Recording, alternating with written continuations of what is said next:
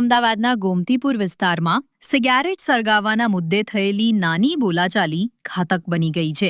4 શખ્સોએ 2 યુવકો પર જીવલેણ હુમલો કર્યો હતો, જેમાં એક યુવાને જીવ ગુમાવ્યો છે. ગત 1 સપ્ટેમ્બરે ગોમતીપુર વિસ્તારમાં 4 શખ્સોએ સિગારેટ સળગાવવા માટે મારામારી કરી હતી. આ વિવાદ દરમિયાન 2 યુવકો પર લાકડીઓ વડે હુમલો કરવામાં આવ્યો હતો.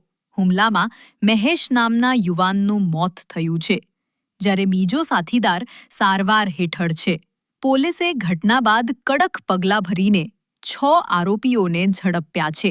આરોપીઓને કોર્ટમાં રજૂ કરતા પહેલા કડક સુરક્ષા વચ્ચે સરઘસ કાઢી હતી, જેને કારણે સમગ્ર વિસ્તારમાં ભારે ચર્ચા ફેલાઈ હતી.